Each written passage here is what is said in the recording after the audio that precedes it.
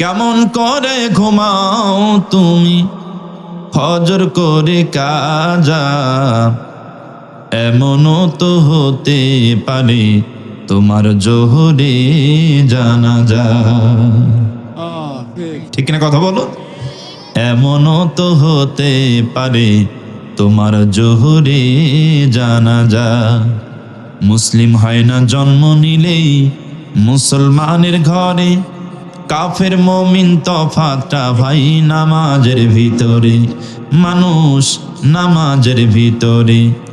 এই জীবনে নামাজ যেন ও মানুষ, এই জীবনে নামাজ যেন হয় না কভু কাজা, এমনও তো হতে পারে তোমার জোহরে জানাজা। ঠিক করে কথা বলো। কোরআনুল কারীমের ভিতরে জানাই দিলেন ফাইদা কুরিয়াল কুরআনু ফাসতামিউ লাহু ওয়া আনসিতু লাআল্লাকুম তুরহামুন। আল্লাহ রাব্বুল আলামিন বললেন, যখন তোমাদের সামনে কোরআন থেকে আলোচনা করা হবে, যখন তোমাদের সামনে নবীজির হাদিস থেকে আলোচনা করা হবে, তখন তোমরা ওই আলোচনাগুলো মনোযোগ দিয়ে শোনো। তোমরা যদি ওই আলোচনাগুলি মনোযোগ দিয়ে শুনতে পারো, আল্লাহ পাক পবিত্র কোরআনুল কারীমের ভিতরে জানালেন আল্লাহ রাব্বুল আলামিন তখন তাদের উপরে রহমতগুলো নাজিল করে দেন। আমার প্রিয় বন্ধুগণ, আল্লাহ নবী হাদিসের ভিতরে জানাই দিয়েছেন, মাস্তামা কওমান ফি বাইতিম মিন বুয়ুতিল্লাহ ইয়াতলুনা কিতাবাল্লাহি ওয়া ইয়াতাদারুসুনাহু ইল্লা আলাইহিমুস সাকিনা ওয়া গাশিয়াত আলাইহিমুর রাহমা ওয়া হাফাতুহুমুল মালাইকা ওয়া যাকারাল্লাহা ফি মান ইনদাহু আও কামা ক্বালা রাসূলুল্লাহি সাল্লাল্লাহু আলাইহি ওয়াসাল্লাম। আল্লাহ নবী হাদিস শরীফের ভিতরে জানাই দিলেন, যখন কোন এলাকার লোকেরা, যখন কোন গোত্রের লোকেরা, যখন কোন এলাকাবাসী, যখন কোন গ্রামবাসী এরকম ভাবে একত্রিত হয়ে যাবে, তাদের মাঝখান থেকে যদি একজন ব্যক্তি কোরআন এবং নবীজির হাদিসের কথা আলোচনা করতে থাকে, আর ওই আলোচনা যদি সব মানুষগুলো মনোযোগ দিয়ে শোনে, রাসূল বলেছেন এই যে মাথার উপরে সুন্দর সামিয়ানা টানানো হয়েছে, এই সামিয়ানা থাক আর না থাক, আজকে যদি আমরা সুন্দর পরিবেশে কোরআনের আলোচনাগুলো যদি মনোযোগ দিয়ে শুনতে পারি, আমার আল্লাহ পাক তার রহমতের সামিয়ানা বান্দার মাথার উপরে টানিয়ে দেন। আমার প্রিয় বন্ধুগণ, আল্লাহ রাব্বুল আলামিন তার হাবিব সুন্দর করে জানাই দিলেন, অনাজালাত আলাইহিমুস সাকিনা, আল্লাহ রাব্বুল আলামিন তাদের উপরে শান্তিগুলো বর্ষিত করে দেন। ওয়া হাফাতহুমুল মালাইকা, আল্লাহর রহমতের ফেরেশতা তখন তাদের চতুর্দিকে গোল হয়ে দাঁড়িয়ে যান। সুবহানাল্লাহ বলেন। আল্লাহর রহমতের ফেরেশতারা চতুর্দিকে গোল হয়ে দাঁড়িয়ে যায়। কেমনে দাঁড়িয়ে গেলেন? একজনের কাঁধের উপর আরেকজন, আর একজনের কাঁধের উপর আরেকজন, এরকম করতে করতে আসমান পর্যন্ত আল্লাহ রহমতের ফেরেশতারা আমাদের চতুর্দিকে গোল হয়ে দাঁড়িয়ে গেছেন। সুবহানাল্লাহ বলেন। আল্লাহ দরবারে দোয়া করে রব্বুল আলামিন, ওই যে দেখো আতায়ে কোরআন বৃহস্পতিপুর জামে মসজিদের মাহফিলে আপনার কিছু বান্দা বান্দিরা কোরআনুল কারীমের মাহফিলে সুন্দরভাবে বসে গেছে, আদব রক্ষা করে সুন্দর পরিবেশে কোরআনের আলোচনা শুনে রব্বুল আলামিন আমরা তাদের পরিবেশ দেখে চরম খুশি হয়ে গেলাম। ওগো রব্বুল আলামিন, আমরা তাদের পরিবেশ দেখে খুশি হয়ে তাদের নাজাতের জন্য আপনার কাছে দোয়া করি, আল্লাহ তাআলা ওই সমস্ত বান্দা বান্দির তামাম জীবনের সব গুনাহগুলো মাফ করে দাও। এরকম ভাবে আল্লাহ রহমতের দরিয়ায় যখন দোয়া করবে, আল্লাহ পাক তার রহমতের দরিয়ায় জোশ মেরে যাবে, আল্লাহ পাক খুশি হয়ে যাবেন। আল্লাহ তখন ফেরেশতাদের ডাক দিয়ে বলতে থাকবেন, আমার নিকটতম ফেরেশতারা রে, সাক্ষী থেকে যাও, আমার রহমতের দরিয়ায় জোশ মেরে গেছি। আমি আল্লাহ পাক ঘোষণা করলাম, তোমরা আমার রহমতের ফেরেশতা হয়ে ওই সমস্ত বান্দা বান্দির নাজাতের জন্য আমার দরবারে দোয়া করো। আমি আল্লাহ রাব্বুল আলামিন ঘোষণা করলাম, ওরা যখন কোরআনুল কারীমের মাহফিল শুনবি, কোরআনুল কারীমের মাহফিল শোনার পরে শেষ মোনাজাত তখন করবে, শেষ মোনাজাত করে কান্না বিজিত কণ্ঠে চোখের পানিগুলো ছেড়ে দিয়া যখন বাড়ির দিকে রওনা হবে, আমার ফেরেশতারা রে, সাক্ষী থেকে যাও, আমার আল্লাহ রাব্বুল আলামিন ঘোষণা দিলেন ওদের তামাম জীবনের সব গুনাহগুলো মাফ হয়ে যাবে। শর্ত হলো, আজকে যদি আমরা শেষ মোনাজাত যদি করে যেতে পারি, একটু আওয়াজ তুলে বলেন প্রিয় ভাই, গুনাহ মাফ করবেন কে? আল্লাহ। সবাই একটু জোরে বলুন, গুনাহ মাফ করবেন কে? আমরা কি আজকে নিয়ত করতে পারি শেষ মোনাজাত করেই যাবো ইনশাআল্লাহ? ইনশাআল্লাহ। আল্লাহ পাক যদি এটা হাদিসের ভিতরে আল্লাহর নবী বলে থাকেন, আল্লাহ রাব্বুল আলামিন বলেছেন যে অবশ্যই ওদের তামাম জীবনের গুনাহগুলো মাফ হয়ে যাবে। আমরা চাই আজকের এই কোরআনের মাহফিলের বিনিময় আল্লাহ পাক যেন আমাদের তামাম জীবনের গুনাহগুলো মাফ করে দেন। জোরে বলেন আমিন। আর একটু জোরে বলেন আমিন। সম্মানিত হাজিরিন, আমরা কথা বলবো আজকে আল্লাহ পাকের কোরআন থেকে। একটু কথা বলেন, কোন কিতাবের কথা? আল্লাহ পাকের কোরআন থেকে আমরা কথা বলবো। কোরআন থেকে এই জন্য কথা বলবো, কারণ কোরআনের চাইতে ভালো কথা, কোরআনের চাইতে সুন্দর কথা এই পৃথিবীর জমিনে আর একটাও নাই। আছে? জোরে বলুন, আছে? কোরআন দিয়ে যারা কথা বলে সত্য কথাই বলে। সুবহানাল্লাহ বলবেন না? আল্লাহ নবীজি বললেন, মান ক্বালা বিহি সাদাকা, যারা এই কোরআন দিয়ে কথা বলে, সত্য কথা বলে, ওমান আসদাকু মিনাল্লাহি কিলা, আল্লাহ নবীজি বললেন আল্লাহর চাইতে সত্যবাদী পৃথিবীর জমিনে আর কেউ কি আছে? জোরে বলেন, আর কেউ আছে? আল্লাহর চাইতে সত্যবাদী পৃথিবীর জমিনে আর কেউ হয় নাই। ওমানা আমিলা বিহি উজিরা, আল্লাহ নবীজি বললেন এই কোরআন দিয়ে যারা আমল করে পৃথিবীর জমিনে তারাই উত্তম প্রতিদান পাবে। কথা বলুন ঠিক কিনা? ওমান হাকামা বিহি আদিলা, আল্লাহ নবীজি বলেছেন এই কোরআন দিয়া যারা বিচার ফায়সালা করে পৃথিবীর জমিনে তারাই সঠিক বিচার উপহার দিতে পারে। কথা বলুন ঠিক কিনা? কোরআন দিয়ে যারা বিচার করে এই পৃথিবীর মানচিত্রে তারাই সঠিক বিচার উপহার দিতে পারে। কোরআন ছাড়া যারা বিচার করতে যাবে, একটু জোরে সরে বলেন তো দেখি, ওই বিচারের ভিতরে ভেজাল আছে না নাই? সবাই বলুন, ভেজাল আছে না নাই? ওই কোরআনের ওই বিচারের ভিতরে ভেজাল ঢুকে যাবে, যেই বিচারের ভিতরে কোরআনের কোনো সংস্পর্শ নাই। কথা বলুন ঠিক কিনা? আজকে কি সমাজে কোরআন ভিত্তিক বিচার চালু হয়? বিচার হয়? কোরআন ভিত্তিক সমাজে বিচার হয় না। আজকে বিচার সেই দিকে চলে যাচ্ছে যেই দিকের পক্ষ থেকে 10,000 টাকা বিচারকের পকেটে ওঠে, বিচার সেই দিকে চলে যায়। কে নির্দোষ আর কে দোষী এই দিকে কোনো তোয়াক্কা করা হয় না। কথা বলুন ঠিক কিনা? সম্মানিত হাজিরিন, আজকে বর্তমান এ সমাজটা জর্জরিত, সমাজ ব্যাধি দিয়ে আক্রান্ত হয়ে গেছে, সমস্ত শরীরে আক্রান্ত। মলম দিবেন কোথায়? আজকে গোটা সমাজ বরবাদ হয়ে গেছে। বিচার কার্য এমন পর্যায়ে চলে গেছে, মানুষের আজকে বিচার করছে টাকা দিকে, যেই দিকে বিচার সেই দিকে। ঠিক কিনা? কথা বলুন, জোরে বলুন ঠিক কিনা? আজকে ন্যায় অন্যায় কিছুই দেখে না। ন্যায়ের পক্ষে লোক কম, অন্যায়ের পক্ষে লোক বেশি। ঠিক কিনা? কথা বলুন। এটা একটা কিয়ামতের আলামত। সম্মানিত হাজিরিন, রাসূল বলেছেন যারা কোরআন দিয়ে বিচার করে সঠিক বিচার উপহার দিতে পারে। দেখবেন আজকে বিজ্ঞ আদালতে যারা কোরআনের পক্ষে কথা বলে, ইসলামের পক্ষে কথা বলে, তাদের বিপক্ষে আবার এক গ্রুপ লেগে যায়। ঠিক কিনা? কথা বলুন, জোরে বলুন ঠিক কিনা? এই যেমন হাইকোর্টের, সুপ্রিম কোর্টের বর্তমান সবচাইতে আলোচিত একজন আইনজীবী, অ্যাডভোকেট শিশির মনির, ঠিক না কথা বলুন? অ্যাডভোকেট শিশির মনির, তার বক্তব্য, তার যুক্তি তর্ক সবকিছু ইসলামের পক্ষে। ইসলামের পক্ষে তার যুক্তি তর্ক দিয়ে এদেশের মানুষের কাছে এমন একটা প্রিয় পাত্র হয়ে গেছে সবার কাছে। এই জনপ্রিয়তাকে ধুলার সঙ্গে মিশিয়ে দেওয়ার জন্য আবার একদল তার বিরুদ্ধে লাগছে, ঠিক না কথা বলুন?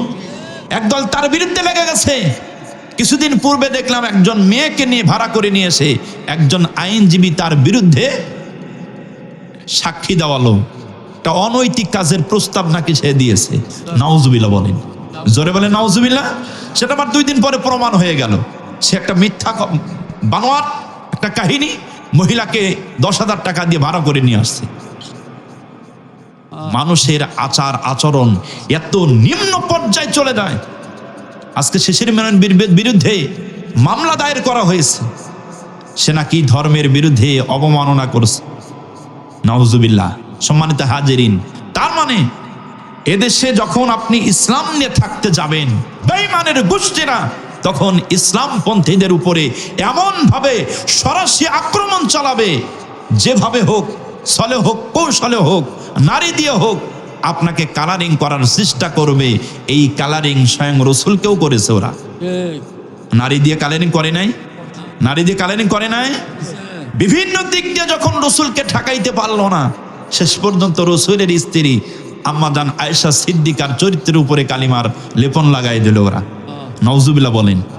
কালিমার লেপন লাগিয়ে দিয়ে সমাজে প্রচার করে দিল, দেখো মুসলমানেরা, তোমরা যার পিছনে মরিয়া হয়ে দৌড়াচ্ছ, যার হাতে কালিমা পরে মুসলমান হয়ে যাচ্ছ, তার স্ত্রী পরকিয়া করে। নাউজুবিল্লাহ বলবেন না? কত বড় জঘন্য পদক্ষেপ কাফেররা নিতে পারে। ওদের উত্তরসূরি যারা, ওদের উত্তরসূরি যারা এই পৃথিবীতে এখনো আছে, তারাই এই ধরনের কাজ করতে পারে। ভালো মানুষের পক্ষে এই ধরনের কাজ করা সম্ভব নয়। কথা বলুন ঠিক কিনা? রাসূল বলেছেন, ওমান হাকামা বিহি আদিলা, কোরআন দ্বারা যারা বিচার ফয়সালা করে পৃথিবীর জমিনে সঠিক বিচার উপহার দিতে পারে। ওমান দাআ ইলা হুদিয়া ইলা সিরাতিন মুস্তাকিম, রাসূল বলেছেন এই কোরআন দিয়ে যারা মানুষদেরকে ডাকে, তারাই মানুষদের সঠিক পথের দিকে আহ্বান করে। কোরআন ছাড়া যারা ডাকে, ওই ডাকার ভিতরে ভেজাল আছে না নাই? এই কথা বলেন, ভেজাল আছে না নাই? যেহেতু রাসূল বলেছেন কোরআন দিয়ে যারা ডাকে, তারাই সঠিক পথে আহ্বান করে। এখন আপনারা তাকায় দেখবেন যে কোরআন দিয়ে কারা ডাকে, কোরআন দিয়ে কারা ডাকে, এটা আমাদের খেয়াল করতে হবে। আল্লাহ নবী যে হাদিসের ভিতরে জানাই দিয়েছেন, আশআরী রাদিয়াল্লাহু তাআলা আনহু قال قال رسول الله صلى الله عليه وسلم أنا آمركم بخمس الله أمرني بهن بالجماعة والسمع والطاعة والهجرة والجهاد في سبيل الله من خرج من الجماعة كيد شبرين فقد خلع ربقة الإسلام من عنقه إلا أن يراجع ومن دعا بدعوة للجاهلية جسي من جهنم قيل يا رسول الله وإن صام وصلى قال وإن صام وصلى زعم أنه مسلم أو كما قال رسول الله صلى الله عليه وسلم। রাসূল হাদিসের ভিতরে 5টা বিষয় তাকিদ করেছেন। এই বিষয়গুলো নিয়ে সুন্দরভাবে আলোচনা করা হবে আমার প্রিয় বন্ধুগণ। তার আগে কোরআনুল কারীম থেকে আপনাদের সম্মুখে আলোচনা করার জন্য তেলাওয়াত করেছি একটা আয়াতে কারিমা। আল্লাহ রাব্বুল আলামিন কোরআনুল কারীমের ভিতরে জানাই দিয়েছেন, কদ জাআকুম মিনাল্লাহি নূরুন ওয়া কিতাবুম মুবিন। আল্লাহ রাব্বুল আলামিন বললেন, দুনিয়ার মানুষ শোনো, আমি আল্লাহ পাক তামাম পৃথিবীর মানুষের হিদায়াতের জন্য আমি আল্লাহ 2টা বিধান দুনিয়ার জমিনে পাঠালাম। আল্লাহ পাক বললেন, কদ জাআকুম মিনাল্লাহি নূর, আমি আল্লাহ তোমাদের মাঝে নূর পাঠিয়েছি, জ্যোতি পাঠিয়েছি, প্রদীপ পাঠিয়েছি, আলো পাঠিয়েছি। আমি আল্লাহ রাব্বুল আলামিন তোমাদের মাঝে এই নূরটা পাঠালাম, যেই প্রদীপটা পাঠালাম, সেই নূরটা, সেই প্রদীপটা পৃথিবীর সাধারণ কোনো মানুষ নয়, তিনি হলেন আমার পক্ষ থেকে পাঠানো পয়গম্বর, আখিরি জামানার নবী, বিশ্ব নবী জনাবে মুহাম্মদুর রাসূলুল্লাহ সাল্লাল্লাহু আলাইহি ওয়াসাল্লাম। আর আমি আল্লাহ পাক ওই নূরের উপরে, ওই জ্যোতির উপরে, ওই প্রদীপের উপরে 2 নম্বর যে বিধান আমি আল্লাহ রব্বুল আলামিন পাঠালাম, ও কিতাবুম মুবিন, মহান গ্রন্থ আল কোরআন।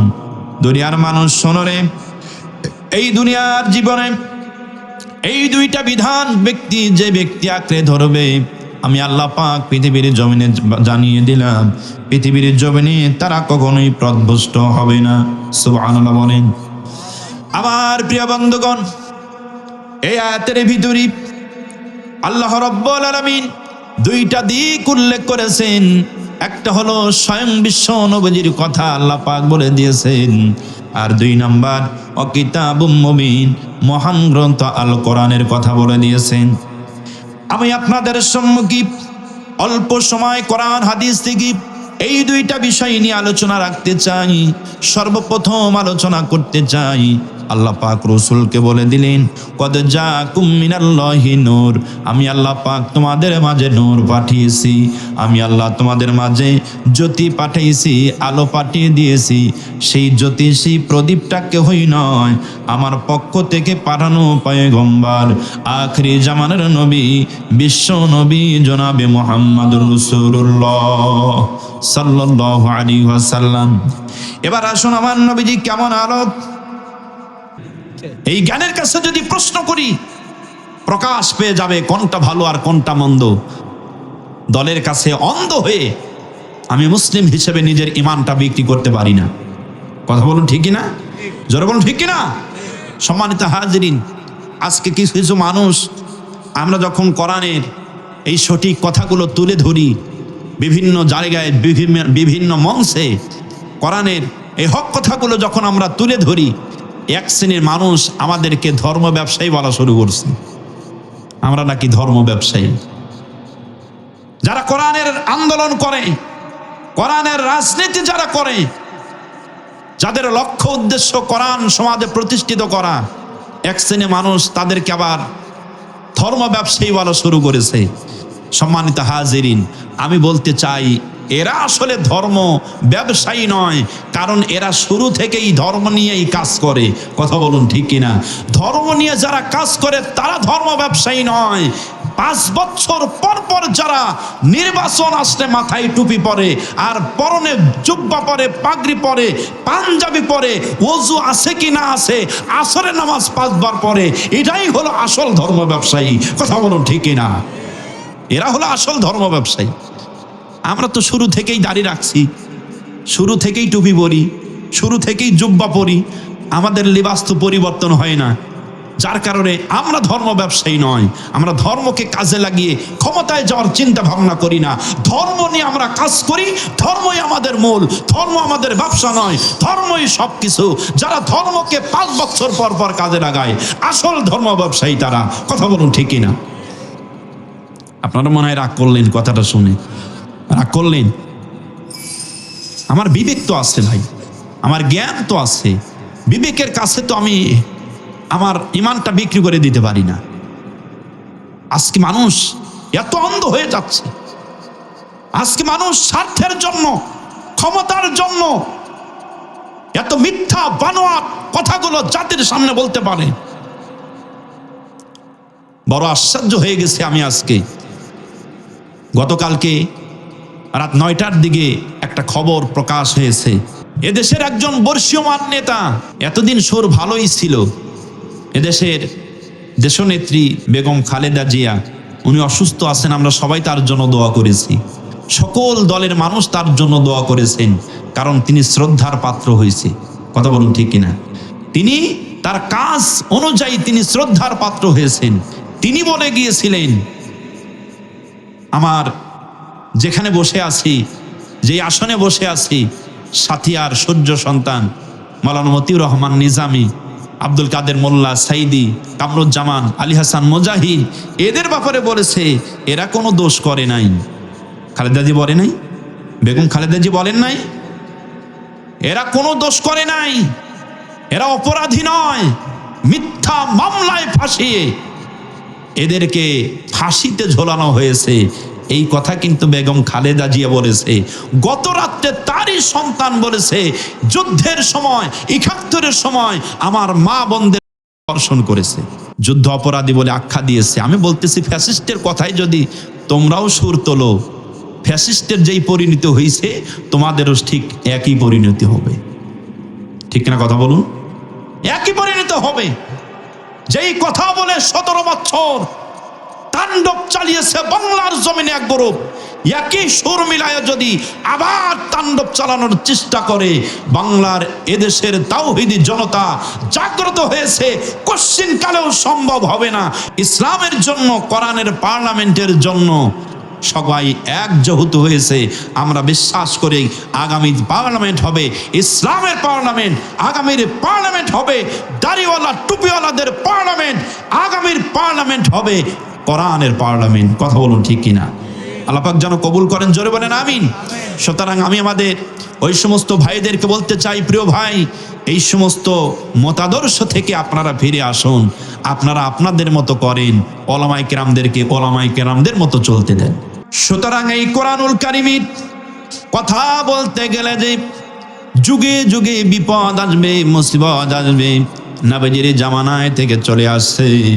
আমার বন্ধুগণ, একটি ঘটনা আমার মনে পড়ে গেল আপনাদের সম্মুখে। যুগে আল্লাহর নবীজি মক্কার জমিনে যখন কোরআনের দাওয়াত দিচ্ছিলেন, ইসলামের পতাকা তলে যখন দলে দলে কালিমা পড়ে মানুষগুলো মুসলমান হতে লাগলেন, আমার প্রিয় বন্ধুগণ, কাফেরেরা যুক্তি করে পরামর্শ করে বলতে লাগলো, মুহাম্মাদের এই দাওয়াতের মিশনটাকে কিভাবে স্তব্ধ করে দেওয়া যায়, কিভাবে শেষ করে দেওয়া যায়।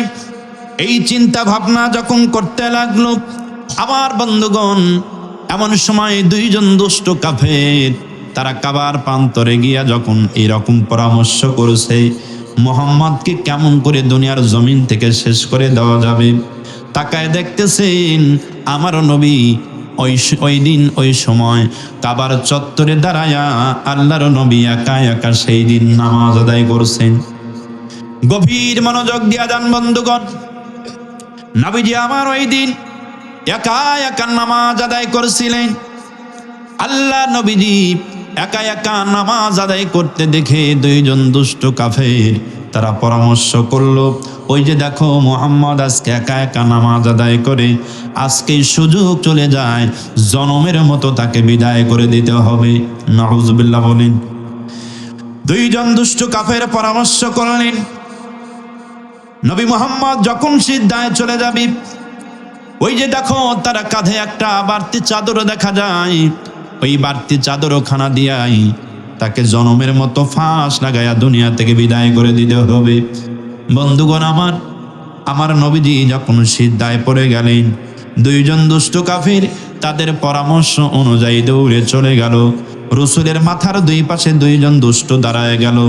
দুইজন দুষ্ট দাঁড়িয়ে আমার নবীজির গলার নিচ দিয়া চাদর দিয়া দুই দিক থেকে যখন পেঁচায়া দুই দিক থেকে যখন টানা শুরু করেছে, সাথে সাথেই নবীজির গলায় ফাঁসটা লেগে গেল।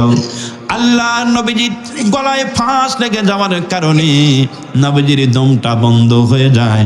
আল্লাহর নবীজির গলায় ফাঁস লেগে যাওয়ার কারণে দমটা যখন বন্ধ হয়ে গেল, নবীজির দম বন্ধ হয়ে যাওয়ার কারণে নবীজির শক্তি হারিয়ে ফেলেছেন। আল্লাহর নবীজির শরীরে আর কোনো শক্তি কাজ করে না। আমার নবীজি অসুস্থ হয়ে পড়েছেন, নবীজির দম বন্ধ হয়ে যাচ্ছে। কাউকে যে ডাকবে, নবীজি ডাকার শক্তি হারিয়ে ফেলছেন। তাদেরকে ধরার শক্তি নাই। কারণ কোনো মানুষের যদি গলায় ফাঁস লেগে যায়, ওই ব্যক্তির শরীরে আর কোনো শক্তি কাজ করে না। কথা বলুন ঠিক কিনা? আমার নবীজির গলায় ফাঁস লেগে গেল, নবীজির শরীরে আর কোনো শক্তি কাজ করে নাই। আল্লাহ নবীজি আস্তে আস্তে করে নিস্তেজ হয়ে যাচ্ছে, চক্ষু দুইটা বড় বড় হয়ে যায়। আল্লাহ নবীজির জিহ্বাটা বিশ্ব নবীজির মুখ থেকে বের হয়ে যাচ্ছে। নবীজি একেবারে টান টান হয়ে হাত পাগুলো ছেড়ে দিচ্ছে। আমার নবীকে সাহায্য করবে এই ধরনের কোনো সাহাবী তার কাছে নাই। এমন সময় হঠাৎ করে ওই রাস্তা দিয়া একজন দুর্বল একজন সাহাবী যাইতেছিলেন। দুর্বল সাহাবীর নজরে পড়ে গেল, ওই তো দেখা যায় দুইজন দুষ্টু কাফের আমার নবীজির গলায় ফাঁস লাগায়া দিয়েছে। নবীজি অজ্ঞান হয়ে জমিনে পড়ে যাচ্ছে। পরিস্থিতি খারাপ দেখে আমার প্রিয় বন্ধুগণ ওই সাহাবী কোনো দিকে না গিয়ে সোজাসুজি রসুলের প্রিয় সাহাবী আবু বকরের বাড়িতে দৌড়াইছে। আল্লাহর নবীজির সাহাবী আবু বকরের বাড়িতে গিয়ে ডাক দিচ্ছে, আবু বকর, ও আবু বকর, তাড়াতাড়ি করে চলে যাও, কাবা চত্বরে চলে যাও। আমি দেখে আসলাম নবীজির গলায় দুইজন দুষ্টু কাফের ফাঁস লাগাইছে। নবীকে যদি জীবিত রাখতে চাও তাড়াতাড়ি করে এখনই কাবা চত্বরে দৌড়ায় চলে যাও। আমার নবীজির সাহাবী আবু বকর এই ঘটনা শুনে আর সহ্য করতে পারে না, তাড়াহুড়া করে দৌড় দিয়েছে। তাকায় দেখতেছেন দুইজন দুষ্টু কাফের নবীজির গলায় ফাঁস লাগাইছে। আবু বকর ডাক দিয়ে বলতেছে, কাফেরেরা দাঁড়াও, আমার নবীজি কি অপরাধ করেছে? আমি আসছি, দাঁড়াও। কি অপরাধ করেছে? সত্যি যদি অপরাধ করে ফেলে আমাকে শাস্তি দিয়ে দাও, রসুলকে এই দুনিয়ায় তোমরা হেফাজত করে রাখো, কারণ রসুলের যদি কিছু হয়ে যায় আমরা সহ্য করতে পারবো না। আমার প্রিয় বন্ধুগণ, এমন সময় কাফের বেঈমানেরা আবু বকরকে আসা দেখে আরো জোরে জোরে টানা শুরু করেছে। ওই যে দেখো নবীজির সাহাবী আবু বকর আসছে, আবু বকর যদি এসে যায় আমরা কিন্তু মুহাম্মদকে মারতে পারবো না, তাড়াতাড়ি করে আরো জোরে জোরে টান দাও। আরো জোরে জোরে টানা শুরু করেছে। নবীজির সাহাবী আবু বকর পরিস্থিতি খারাপ বুঝে এমন একটা জোরে দৌড় দিল, দৌড় দিয়া দুইজন দুষ্ট কাফেরকে একটা জোরে ধাক্কা মেরেছে। এক ধাক্কার কারণে দুইজন দুষ্ট কাফের দুই দিক দিয়ে ছিটকে পড়ে গেছে। আমার প্রিয় বন্ধুগণ, হযরত আবু বকর তাকায় দেখতেছেন আমার নবীজি টার খায়া জমিনে অজ্ঞান হয়ে পড়ে গেলেন। আল্লাহ নবীজির কোনো জ্ঞান নাই, আল্লাহর কোনো হুঁশ নাই। আবু বকর দৌড়ে উঠে গিয়ে আমার নবীজির মাথার কাছে হাঁটু গেড়ে বসে হাউমাউ করে আবু বকর কান্না করতে লাগলেন। আমার নবীজির মাথা মোবারক আবু বকরের বুকের সঙ্গে জড়ায়া আবু বকর দুই চোখ বেয়ে ঝরনার মতো পানি পড়ছে। আল্লাহ নবীজির সাহাবী আবু বকর তাড়াতাড়ি করে গলার ফাঁসটা খুলে দিতেছে। প্রিয় বন্ধুগণ, গলার ফাঁসটা যখন খুলে দিল, আবু বকর গলার ফাঁসটা খুলে দিয়া নবীজির মুখের দিকে তাকায় অঝর নয়নে কান্না করতেছেন। ডাক দিয়ে বলতেছেন, নবীজি এই মুহূর্তে যদি আপনি বিদায় নিয়ে চলে যান আমি আবু বকর সাহাবীদেরকে বুঝ দিতে পারবো না ইয়া রাসূলুল্লাহ। আমার প্রিয় বন্ধুগণ, এইরকম ভাবে আবু বকর চোখ দিয়ে দরদর করে পানি পড়ছে, আবু বকর কান্না করেছেন। এমন সময় তাকায় দেখতেছেন আল্লাহর নবী অল্প সময়ের ভিতরেই দমটা স্বাভাবিক হয়ে গেল। স্বাভাবিক হয়ে যাওয়ার কারণে আমার নবী আস্তে আস্তে করে চক্ষু দুইটা খুলতেছেন। চক্ষু দুইটা খুলে উপরের দিকে তাকায় দেখতেছেন আবু বকর দুই চোখ দিয়া ঝরনার পানি পড়তেছেন, চোখ বেয়ে কান্না করছেন। আমার নবীজি আবু বকরের নজরে পড়ে আবু বকরকে দেখে নবীও হাউমাউ করে কান্না শুরু করে দিলেন। আবু বকর নবীকে জানতে চাই, ইয়া রাসূলুল্লাহ, ইয়া হাবিবাল্লাহ, নবী গো কি অপরাধ আপনি করেছেন এই সমাজে যে কারণে আপনার গলায় ওরা ফাঁসটা লাগায়া দিল? কি দোষ আপনি করেছেন এই সমাজে যে অপরাধের কারণে আপনার গলায় ওরা ফাঁসি পর্যন্ত দিয়া দিল? আমার নবীজি আবু বকরকে ওই সময় ডাক দিয়ে বলেছিলেন, আবু বকর, ও আবু বকর শোনো, এই পৃথিবীর জমিনে আমি নবী কোনো অপরাধ করি নাই, আমি নবীজি কোনো দোষ করি নাই রে, আমি নবীজি কোনো অপরাধ করি নাই। এই পৃথিবীর জমিনে আমি মাত্র দোষ করেছি একটা, সেটা হলো তাওহীদের বাণী সমাজে প্রচার করেছি, কোরআনের বাণী সমাজে প্রচার করেছি, কালিমার বাণী প্রচার করেছি।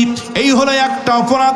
একটা অপরাধের কারণে ওরা আজকে আমার গলায় পর্যন্ত ফাঁসটা লাগায় দিয়েছে। আবু বকর শোনো, আমি রাসূল তোমাকে ভবিষ্যৎবাণী করে গেলাম, আমি রাসূল দুনিয়া থেকে বিদায় নিয়ে চলে যাব। দুনিয়া থেকে বিদায় নিয়ে চলে যাবার পর এই সমাজে আমি রাসূলের অনুসারীরা থাকবে, কিয়ামত পর্যন্ত আমার অনুসারীরা বেঁচে থাকবে। আমার গলায় আজকে যারা ফাঁস লাগাইছে, আবু বকর শোনো, ওরাও কিন্তু কিয়ামত পর্যন্ত বেঁচে থাকবে, ওদের নাতিপুতিরা। কথা বলুন ঠিক কিনা? আবু বকর শোনো, কিয়ামত পর্যন্ত আমার অনুসারীরা তাদের জীবনকে বাজি রেখে আল্লাহর কোরআনের বিধানটাকে বাস্তবায়ন করার জন্য এ জমিনে আন্দোলন করবে, কালিমার দাওয়াতটা পৌঁছায় দেওয়ার জন্য জীবনকে বাজি রেখে দুনিয়ায় তারা কাজ করবে, আন্দোলন করবে।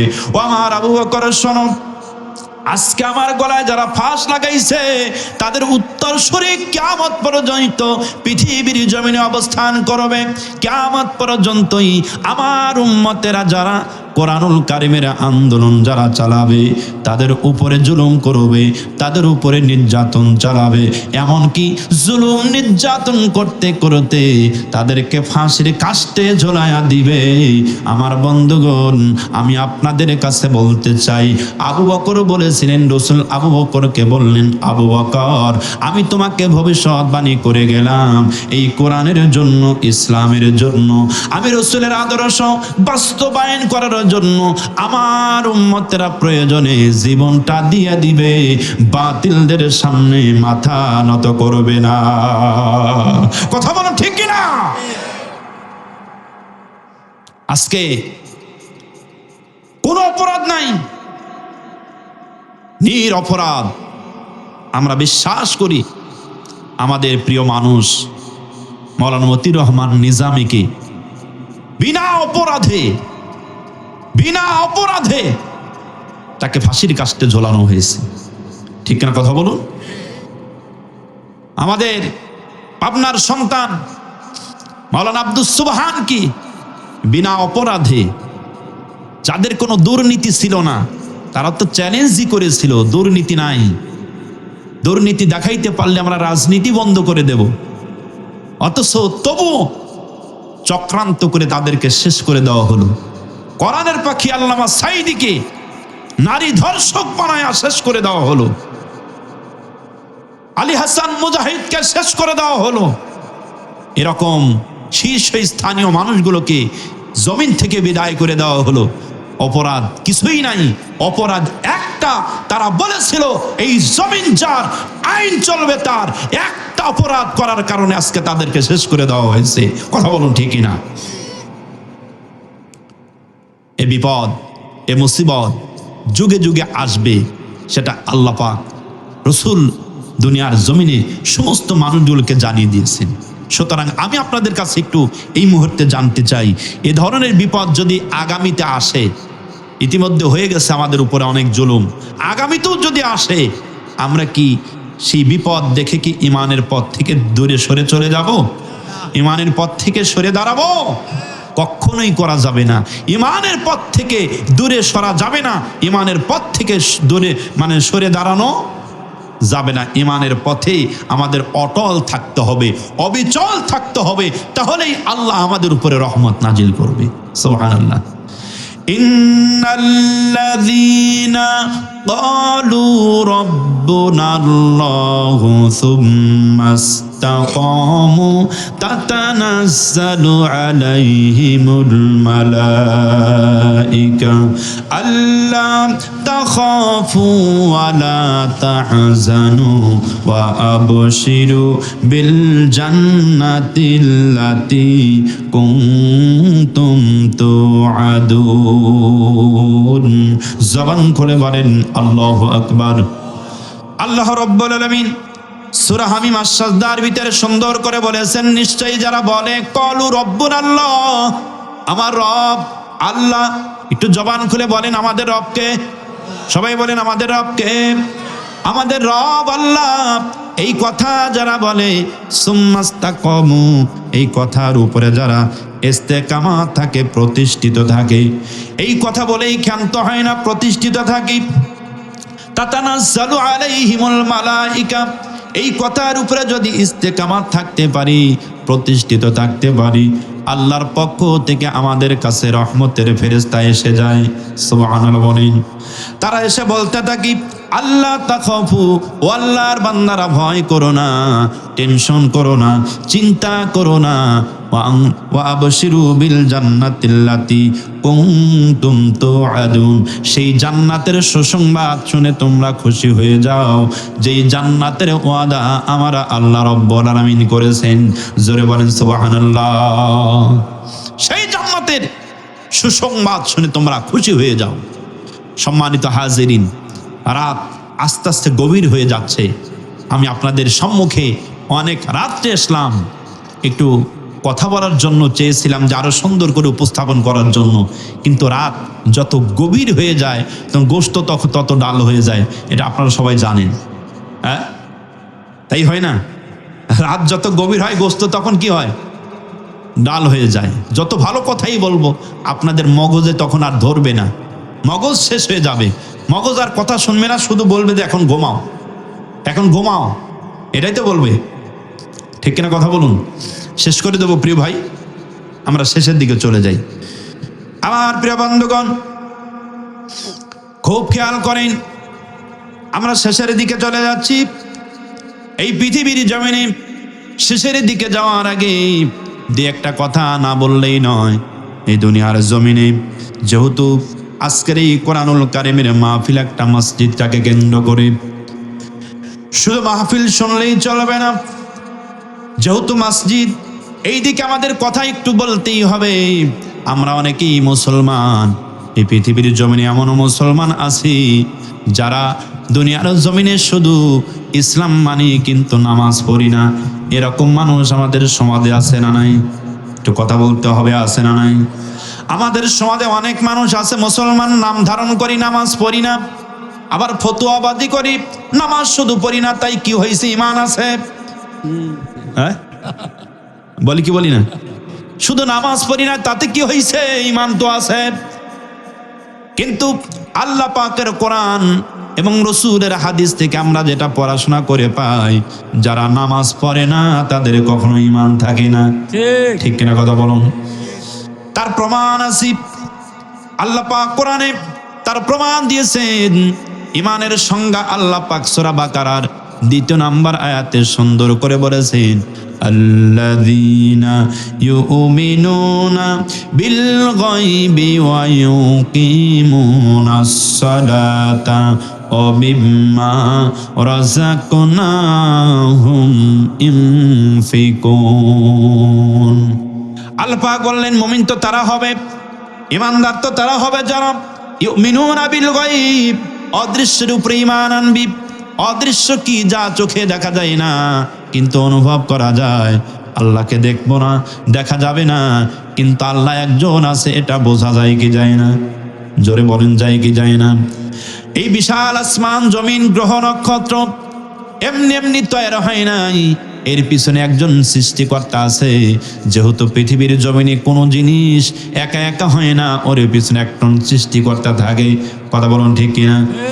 এই যা কিছু আমরা দেখি পৃথিবীর জমিনে, এই বিশাল আসমান, জমিন, গ্রহ, নক্ষত্র, পাহাড়, পর্বত, নদী, নালা, সাগর এমনি তৈরি হয় নাই।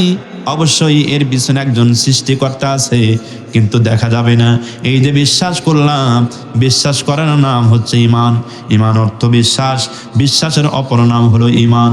প্রিয় বন্ধুগণ, ইমান যখন এনেছি, ইমানদার যদি দাবি করতে চাই, ইমান আনার সাথে সাথে আমাদের প্রথম কাজটা হলো ওয়ায়ুকিমুনাস সালাহ, বান্দা আল্লাহর জন্য নামাজ আদায় করবে। সুবহানাল্লাহ বলেন। এখন আপনারা বলেন, যারা নামাজ পড়ে না অথচ বলে ইমান আছে, তাদের ইমান থাকবে কি? কথা বলে না। ইমান কি থাকবে? ইমান থাকবে না। আমার প্রিয় বন্ধুগণ, এই নামাজটাকে নিয়ে আজকে কটূক্তি করা হয়, ইসলামটাকে নিয়ে কটূক্তি করা হয়, কোরআনুল কারিমের সূরা নিয়ে কটূক্তি করা হয়। এদেশে এরকম মানুষ আছে না নাই? এরকম মানুষ আছে, তার বাস্তব প্রমাণ দেই। কিছুদিন পূর্বে বাউল নামে ফাউল একজন ব্যক্তি, আবুল, ঠিক কিনা কথা বলুন? এই আবুল কোরআনের কটূক্তি করেছে, সূরা নাস নিয়ে কটূক্তি করেছে। সে বলছে আমরা কি নাচি এমনি? আল্লাহ তো কোরআনের ভিতরে নাচার কথা বলেছে, কুল আউযু বিরাব্বিন নাস, মালিকিন নাস, ইলাহিন নাস। মালিকও নাচে, রবও নাচে, মানুষও নাচে, আমরাও নাচি। নাউজুবিল্লাহ বলবেন না? আমার প্রিয় বন্ধুগণ, শুধু তাই নয়, রাসূলের দাড়িকে নিয়ে কটূক্তি করেছি, নামাজ নিয়ে কটূক্তি করেছে। সে বলেছে ওরা নামাজ পড়ুক, আমি তখন পায়খানা করব। নাউজুবিল্লাহ বলবেন না? আমার প্রিয় ভাইয়ের আমার, ওরা নামাজ পড়ে না, নামাজকে সমর্থন দেয় না, এই জন্য ওরা নামাজ পড়ে না। ওদের যুক্তি হলো, ওদের তর্ক হলো, ইবলিস সারা দুনিয়া সিজদা দিয়ে শেষ করেছে, সিজদা থোয়ার তো আর জায়গা নাই। একটা জায়গা ওরা সিজদা থোয়ার জায়গা পায়, ওরা বাবার এই কাছে সিজদা মারে। নাউজুবিল্লাহ বলবেন না? সিজদা থোয়ার আর জায়গা নাই, ওই জায়গায় নাকি সিজদা থোয়া বাকি আছে, ওই জায়গায় ওরা সিজদা মারে। নাউজুবিল্লাহ বলেন। আপনারা মনে হয় বোঝেন নাই কি ভাই? আপনারা বুঝেছেন কথাটা? রাগ করতেছেন মনে হচ্ছে। বাবার ওই জায়গায় সিজদা মারে ওরা। আমি শুধু একটু টাচ দিয়ে শোনাচ্ছি আমার বন্ধুগণ, দেখেন দেখেন ওরা কত জঘন্যতম আদর্শ ওরা মানে। আর সুন্দর করে বর্ণনা করেছে, নামাজ কালামের দরকার নাই, বাবাই আমার জামিনদার হবে। নাউজুবিল্লাহ বলেন। বাবা ভান্ডারী, এ নামাজ কালাম কেন পড়বো? বাবার কথা স্মরণ করব, রোদ হাসরে বাবাই করবে পার। কিছুই তো বললেন না আপনারা, হ্যাঁ? বাবাই নাকি ওরে পার করবে। বাবা ভান্ডারী, এ নামাজ কালাম কেন পড়বো? বাবার কথা স্মরণ করব, রোদ হাসরে বাবাই করবে পার। আমি পাপী গুনাহগার, বাবাই আমার জামিনদার, কাগজ আর কলম ছাড়া করছে মাস্টারি, বাবা দয়াল ভান্ডারী, কাগজ আর কলম ছাড়া করছে মাস্টারি। নাউজুবিল্লাহ বলেন। আমার প্রিয় বন্ধুগণ, আমি আপনাদের কোরআন থেকে বলছি, রাসূল কোরআন হাদিস শরীফের ভিতরে বলেছেন, আল্লাহ পাক বলেছেন, ঈমান আনার পর, ঈমানদার যদি থাকতে চাও, নিজেকে ঈমানদার বলে যদি দাবি করতে চাও, অবশ্যই তোমাকে নামাজ আদায় করতে হবে। রাসূল বলেছেন, লা ঈমানা লিমান লা আমানাত লাহু, যার কাছে আমানতদারি নাই তার ঈমানই নাই। লা সালাতা লিমান লা তুহুর লাহু, যার কাছে পবিত্রতা নাই তার নামাজ নাই। নামাজ পড়তে হলে আগে পবিত্রতা অর্জন করতে হবে। লা দীনা লিমান লা সালাতা লাহু, রাসূল বলেছেন, যার কাছে নামাজ নাই তার কাছে দিন নাই, ঈমান নাই, কিছুই নাই। ঈমানদার বলে দাবি করতে পারবে না, ঈমানদার বলে দাবি করার কোনো অধিকারই নাই। কথা বলুন ঠিক কিনা? যে ব্যক্তি নামাজ পড়ে না, ঈমানদার বলে দাবি করার কোনো অধিকারই নাই। কে অধিকার দান করেছে? নামাজ পড়ো না, ঈমানদার দাবি করতে পারবে না। ঠিক কিনা কথা বলুন? একজন ব্যক্তি, রাসূল বললেন, সাহাবীরা আমার দিকে তোমরা সবাই তাকাও, আমি আপনাদের বলছি আমার দিকে তাকান, একটু খেয়াল করেন আমার দিকে তাকায়া। এই যে দেখেন সুন্দর আমার একটা বডি, এই বডিতে মাথার একটা কিন্তু মর্যাদা আছে। কথা বলুন ঠিক কিনা? আমার এই বডি থেকে যদি মাথাটা আলাদা করে দেই, এই বডিটা কার আপনারা চিনতে পারবেন না, এমনকি আমার নিকটতম মানুষও চিনতে পারবে না বডিটা কার। ঠিক কিনা? কিন্তু কোনো ক্রমে যদি মাথাটা আমার বডির সঙ্গে লেগে থাকে, এই রাস্তা দিয়ে যদি আমি কখনো যাই, গভীর রাত্রে যদি কোনো এক দুর্ঘটনা ঘটে যায়, আল্লাহ না করুক, হঠাৎ করে হয়তো আমার গলাটা কেটে যাচ্ছি, অল্প একটু বেজে আছে, এই অল্প একটু বেজে থাকার কারণে এখানে যারা আপনারা আমাকে দেখেছেন সবাই কিন্তু চিনতে পারবেন, এই তো সেই হুজুর, যেই হুজুর আমাদের মাহফিলে এসেছিলেন আলোচনা করার জন্য। চিনতে পারবেন কি পারবেন না? কিন্তু আমার মাথা থেকে যদি, বডি থেকে যদি আলাদা হয়ে যায় মাথাটা, অত সহজে কিন্তু চিনতে পারবেন না ব্যক্তিকে, চেনা যাবে না। রাসূল বলেছেন, একজন মানুষের শরীরে মাথার যে মর্যাদা আছে, মাথা কেটে ফেলে দিলে যেমন বডির দাম নাই, তদ্রূপভাবে ইসলামের ভিতরে নামাজের সেই মর্যাদা। যে ব্যক্তি ইসলাম থেকে নামাজ বাদ দিয়ে দেয়, ওই ইসলামের 4 পয়সাও আমার আল্লাহর কাছে কোনো দাম থাকে না। কথা বলুন ঠিক কিনা? নামাজ ছাড়া ইসলামের কোনো দাম নাই, 4 পয়সাও দাম নেই। এই জন্য নামাজের দরকার আছে না নাই? সবাই বলুন, দরকার আছে না নাই? আমার প্রিয় বন্ধুগণ, আমি যে কথা বলতেছিলাম, এই বাউল নামের ফাউল নামাজ নিয়ে কটূক্তি করেছি, ইসলাম নিয়ে কটূক্তি করেছি, রাসূলের দাড়ি নিয়ে কটূক্তি করেছে, সূরা নাস নিয়ে কটূক্তি করেছে। আজকে যখন তাকে গ্রেপ্তার করা হলো, এই গ্রেপ্তার করার পরে আন্দোলন শুরু হয়ে গেল বিভিন্ন জায়গায়, সারা দেশে আন্দোলন শুরু হয়ে গেল বাউলদের নিয়ে, বাউলদের পক্ষে। দেখলাম কত মানুষ নেমে গেল, আমার বন্ধুগণ, অনেক ওলামায়ে কেরাম ফাউল মানুষগুলো নেমে গেল। শুধু তাই নয়, অনেক রাজনৈতিক দলের মানুষ নেমে গেল, বড় বড় রাজনৈতিক দলের নেতারাও বলতে লাগলো এদেরকে গ্রেপ্তার করা অন্যায় হয়েছে, যারা এই কাজ করে তারা হলো জঙ্গি। নাউজুবিল্লাহ বলেন, জোরে বলেন নাউজুবিল্লাহ। আমার প্রিয় বন্ধুগণ, এখন আপনাদের কাছে জানতে চাই, মুসলমানদের দেশে, যেই দেশে 90% মুসলমানের বসবাস, সেই দেশে যদি কোরআনকে অবমাননা করে, ইসলামকে অবমাননা করে, রাসূলের দাড়িকে নিয়ে যদি কটূক্তি করে, সেই দেশে ওই ব্যক্তির থাকারও কোনো অধিকার আছে নাকি? জোরে বলেন। থাকার কোনো অধিকার নাই, বেঁচে থাকার কোনো অধিকার নাই। আমাদের দাবি, ইসলামপন্থীদের দাবি, সকল ওলামায়ে কেরামের দাবি, ইসলামটাকে নিয়ে কটূক্তি করার কারণে, কোরআনুল কারীমের সূরা নাস নিয়ে কটূক্তি করার কারণে এই আবুলকে ফাঁসির কাস্টে ঝোলাতে হবে। কথা বলুন ঠিক কিনা? জোরে বলতে হবে ঠিক কিনা? আজকে তার জামিন নামঞ্জুর করা হয়েছে, আলহামদুলিল্লাহ বলেন।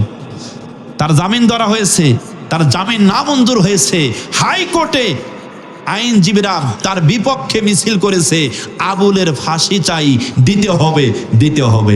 আমরা চাই না? জোরে বলেন, চান না? আমরাও চাই, তাম দুনিয়ার সমস্ত মানুষ চায়, সমস্ত মুসলমান চায়, এই আবুলকে ফাঁসির কাস্টে ঝোলাতে হবে। কথা বলুন ঠিক কিনা? ইসলামটাকে নিয়ে অবমাননা করার কারণে একে ফাঁসির কাস্টে ঝোলাতে হবে। যারা এর বিপক্ষে কাজ করবে, বাংলার তাওহীদি জনতা তাদের দেখে নেবে। কথা বলুন ঠিক কিনা? তাদেরকে দেখবে কারা কারা এর বিপক্ষে কাজ করতেছে, কারা কারা এই ফাউলের পক্ষে কাজ করছে। বাংলার জনগণ আগামীতে তাদের সঠিক জবাব দিবে। ঠিক কিনা? কথা বলুন। সম্মানিত হাজিরিন, এই জন্য মসজিদ নিয়ে একটু কথা বললাম। নামাজ ছাড়াও কোনো উপায় নাই। যে যাই বলেন না প্রিয় ভাই, নামাজ যদি না থাকে কিছুই নাই। নামাজ যদি থাকে, ইসলামের মূল খুঁটি নামাজ, মূল খুঁটি দরজা। রাসূল বলেছেন ইসলাম নামক একটা ঘর, এই ঘরের ভিতরে যদি কেউ প্রবেশ করতে চায়, নামাজের দরওয়াজা দিয়েই ইসলাম নামক ঘরের ভিতরে প্রবেশ করতে হবে। আর সলাত ইমাদুদ্দিন, নামাজ হচ্ছে দিনের মূল খুঁটি, মূল দরওয়াজা। এই জন্য আমরা সবাই আগামীকাল বা আগামী ফজর থেকেই নামাজ পড়া শুরু করব ইনশাআল্লাহ।